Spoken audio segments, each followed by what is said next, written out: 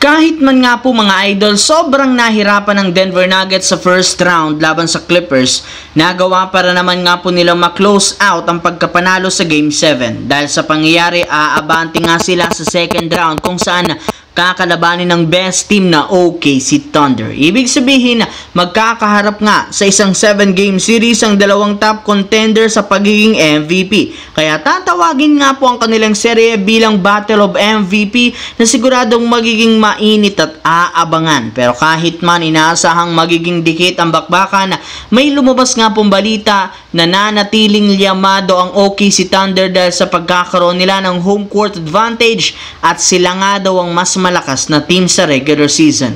Bukod dyan, mas healthy, mas nakapagpahinga ang players ng OKC kumpara sa Denver na bugbog sarado nga matapos ang napakahigpit na napaka-physical na 7 games laban sa Clippers. Samantala, hindi nga talaga nagbibiro si Rob Pelinka sa Lakers nang sabihin nito sa mga gagawing plano ng team para mapalakas ang lineup sa off-season. In fact, inumpisahan nga nila ito nang tuluyang kausapin ni Rob Pelinka at Coach JJ Redick si Luka Doncic at ang kampo nito patungkol sa magiging extension niya. At bagamat pag-iisipan pa ng mabuti ni Luka ang magiging desisyon, expected na pipirma ito ng kontrata sa Lakers as soon as possible. Maliban dyan, sinimulan na rin naman nga po nilang obserbahan at tignan ang mga magagaling na big man na available sa off-season sa trade market at free agency. Kasabay ng planong ito ng bagong big man, inamin nga ng isang insider na maaari nga po ditong isakripisyo muli ang kanilang rookie na si Dalton Knecht. Sa pangalawang sunod na beses, iti-trade na naman ito ni Rob Pelinka. And this time, mukhang wala nang balikan dahil once na makahanap sila ng bagong sentro na babagay kay Luka, hindi nga sila magdadalawang isip na i-trade ito.